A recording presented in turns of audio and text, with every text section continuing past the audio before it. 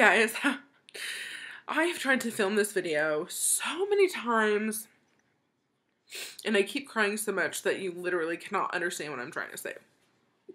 So, this is kind of an emotional topic for me, but I wanted to share it with you because it's a huge part of my life right now, and something that I'm pretty passionate about.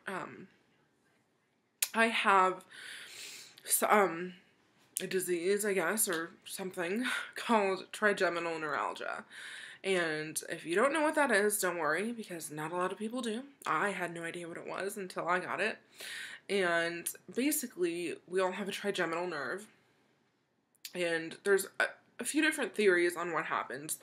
A common theory is that a blood vessel has kind of on top of the trigeminal nerve and causing it to freak out and send intense waves of pain through a person's face.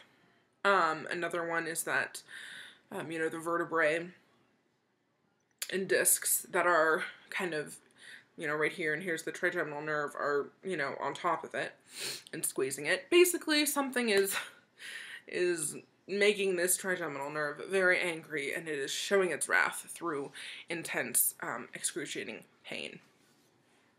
I left 2 links in the down bar. One is a really good documentary about someone with trigeminal neuralgia. They actually videotaped her having her pain attacks, and you can see and just feel from it how intense this pain truly is. There's another one of just a doctor talking about it as well, if you would like to look at that. And yeah, so trigeminal neuralgia. Only about 130,000 people in the United States have been diagnosed with this. So not a lot of people when you think of the United States population. It's pretty rare. And not a lot of people know about it because not a lot of people have it. It was nicknamed the suicide disease because within 2 years of diagnosis, around 60% of people diagnosed commit suicide. Which is crazy. Many doctors have been quoted to say that it is the worst pain that a human being can feel, and I have to 100% agree with that. My trigeminal neuralgia started about the time that I was moving to New York City. And it started in the form of a toothache, or what I thought was a toothache. I was sitting there, and all of a sudden, kind of this shock wave of pain, just out of nowhere, came over me, and I was like, holy moly. And I was like, I think I need a root canal or something, because this is serious. So I went to the dentist, they did x-rays, and they were like, nope, your tooth is fine. And I'm like, nope, it's not. It is in extreme pain right now. I was like, I have a high pain tolerance. I have a very high pain tolerance. I broke my ankle and walked 2 blocks home on my ankle and did not cry. Like, I have a high pain tolerance. So I'm like, I'm telling you that this hurts so bad. I mean it. I'm not just, like stubbing my toe and being like, oh my gosh, that hurts so bad.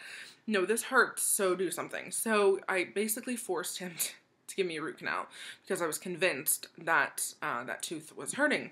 Anyway, I go home, it's still hurting. Long story short, I go back and forth to this dentist and another dentist and another dentist, a total of like 6 times, and each one of them is telling me there's absolutely nothing wrong with your teeth, ma'am. Like, they're thinking probably I'm crazy. And they keep giving me hydrocodone pills. So now I have this stack of like hydrocodone pain pills, and I'm a really paranoid person, so I'm like, oh my god, I can't take these, I'm gonna get addicted. But later, pain attack would come on, and it's excruciating, and so I would take hydrocodone, and then that wouldn't work. So I would take another, and that wouldn't work. So then I would take 12 Advil. And then 8 Tylenol, and then 8 aspirin, and then 8 Aleve. I went through a bottle of 50 Advil in 2 days.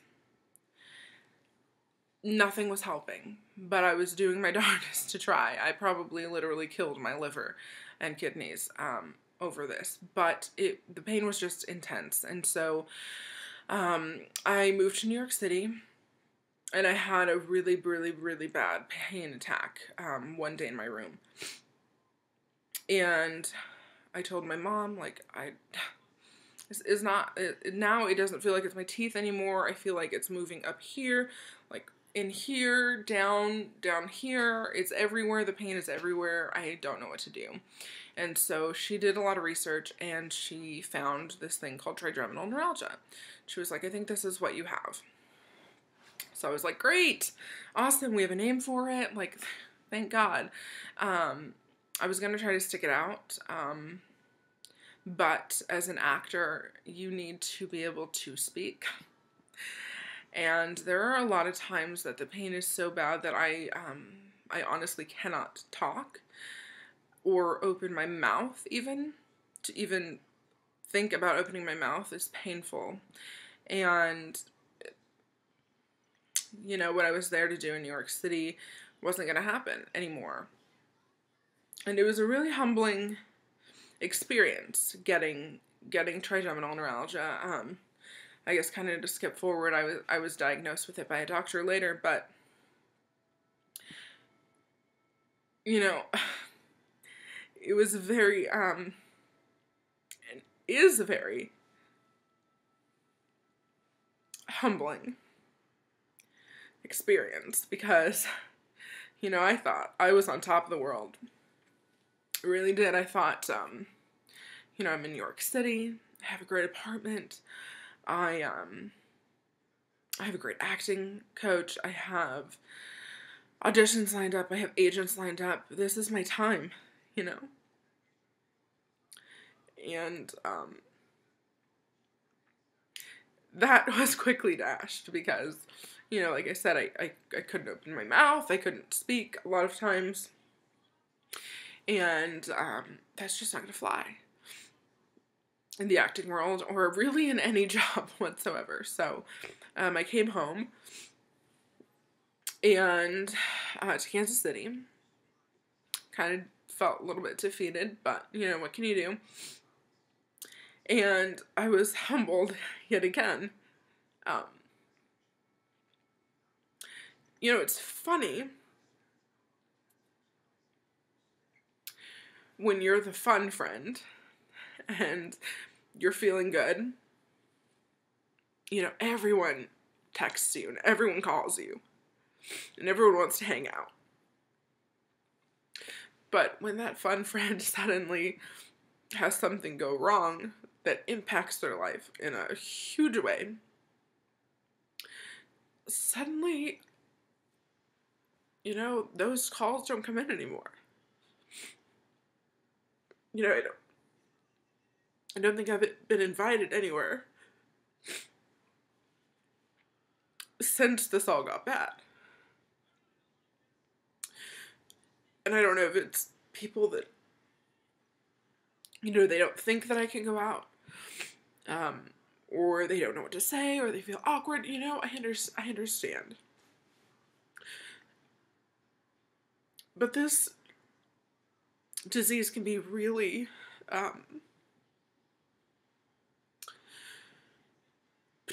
confining. You can feel really, really alone because you don't want to go out. I don't want to go out.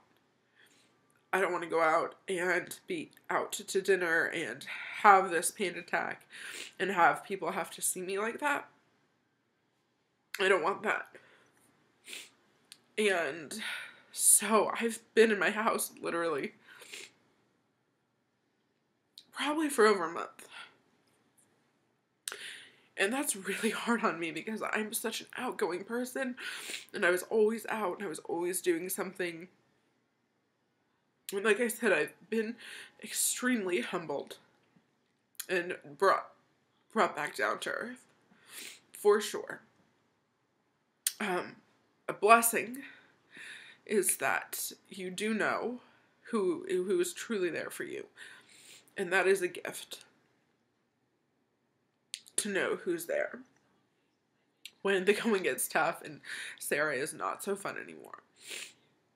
The other day, actually, I did get invited to go to dinner with my friends, and I was so excited, because I hadn't been out of the house in, God knows how long, and I hadn't, usually we'd go out to eat all the time. I talk about this in my Raw Till 4 updates, like, when eating with my friends and things like that, but since this has gotten bad, I haven't. So they invited me to eat, and I was really excited, and just to like be in the outside world and be with my friends. And I got halfway there, and the air conditioning kind of hit this side of my face, and boom, it was over.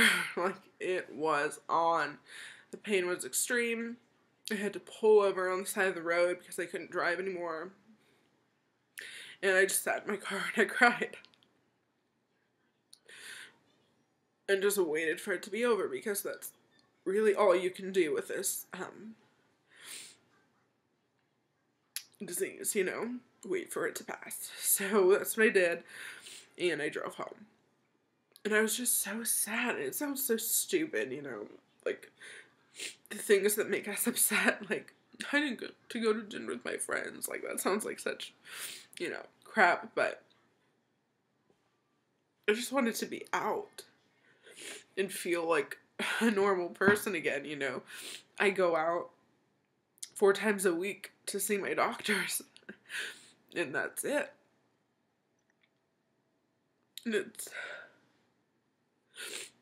just really hard.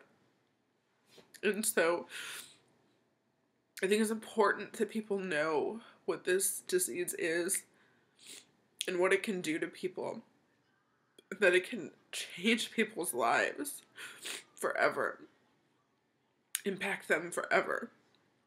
And there are options. There are definitely options to help, and I'm going to talk about a few of them. If I can pull myself together.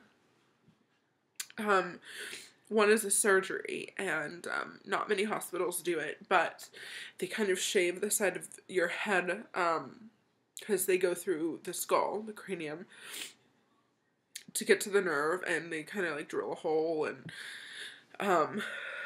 put some sort of stopper so the blood vessel and the nerve aren't touching, and they do the same sort of thing if the vertebrae or whatever are touching the trigeminal nerve. It's a major surgery, and it's about a 6-week recovery period. So it's not something light. It's not something to, for me to jump right into. So I have found some alternative methods of care that have really, really helped me. And so I want to share them with you. If you have trigeminal neuralgia, if you know someone who has trigeminal neuralgia, then definitely share this with them. I think, if I could edit that breakdown in the middle out, but, that's real. That's real. That's what this disease does. It's real life. So I'm going to leave it in because, a lot of times I think I'm like literally going crazy. And I'm sure there's other people who have this and who feel like they're the only ones who have this and that they're doing this alone. And so I just want to show all of it, the good, the bad, the ugly, and let you know that you're not alone. And if you have trigeminal neuralgia, like, reach out to me for sure. We have to support each other because this is a hideous thing that we're living through. But we can live through it, and I'm going to show you how I'm living through it, and my life is so much better. I can imagine now going back to New York and acting. Like, that's actual possibility now. Where before, when I was first diagnosed, it was not a possibility. So this is good stuff I'm going to tell you about. We went through the bad, we're going to bring you back up, okay?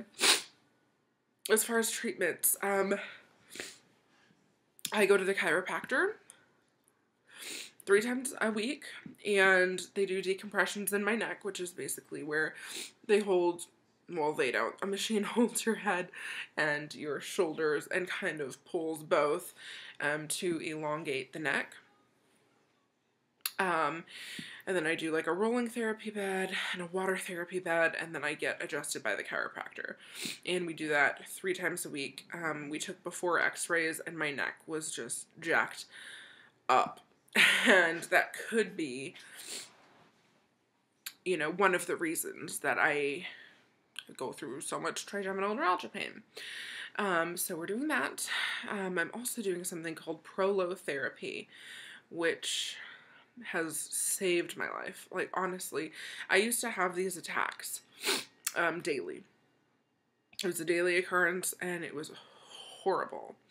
And the last attack I had was on Saturday, but before that, I had gone a whole week without one, which was really, really, really good. So what prolotherapy is, I don't know, to be honest with you. I'm not going to be able to explain it very well, but I'm going to leave a link below. So what this doctor does is he goes through all of the nerve bundles and he injects a mixture of dextrose and something else into all the nerve bundles to kind of shut them down. Not shut them down, but, you know, make them so they're not so, like, firing, like, move them apart and make them feel happy and better. They do injections on all the nerves in my face, all of the branches 1 through 4, and I can feel instant relief. And the relief lasts anywhere from a week. The longest was 2 weeks without a single pain outbreak, which is amazing. I still didn't go out with friends then during that 2-week period because I'm just, you don't know when it's going to happen, you know what I mean? So until I get a consistent, you know, thing, I'm still just so hesitant to be in public. But, yeah, he's helped me so much, through prolotherapy. And if you want his name, this doctor's name, he trains people. He is the man in prolotherapy, and he has helped so many people with trigeminal neuralgia. And he says eventually, I hopefully won't have to have injections anymore. Hopefully the pain will just go away. And so that's what I'm doing. I also have an essential oil from Young Living Oils, and it's called Stress Away, and it's a blend of a bunch of different oils, and it has helped many people with trigeminal neuralgia as well. You just place the oil, you know, all around your face, all of the branches of nerves that hurt, and then I, you know, put it back here and down my jaw and by kind of like the TMJ. I just slather that side of my face with this oil, and it helps so, so much, especially if the attack is coming on and you can like oil yourself up really good. It really does help. So that's what I'm doing. Essential oil, chiropractic, and prolotherapy. All kind of tests, you know what I mean? Nothing proven, but the proof is in the pudding that I'm not in pain right now. And I haven't been since Saturday, which granted is only, you know, a day ago. But from what I was talking about earlier, just feeling so awful, you know, I feel a lot better. I still feel, you know, isolated and all of that stuff, but I feel a lot better with prolotherapy. I think it really is a miracle for me. And if you have trigeminal neuralgia, I just pray that you can find someone who does prolotherapy, because it has helped so much. And he's seen people who have gone through these surgeries and they have failed, and they've come to him and they end up pain-free. And that is incredible, to get rid of this pain that is so bad and so consuming is just, it's a lifesaver. So I will put all of that information in the down bar. Thank you for staying with me during my mental breakdown. I have officially had a mental breakdown on YouTube. I can cross that off my bucket list, but, you know, I want to be real with you guys and not hide my emotions from you. So, Here you go. I'm an emotional girl. But thank you guys so much. If you have trigeminal neuralgia or know anyone who does, share this video, share the videos below, and educate yourself so that you can be more empathetic towards their situation. So, thank you guys so much for watching. Don't forget to friend me on Facebook and Twitter and Instagram, and I will talk to you all later. Bye, guys.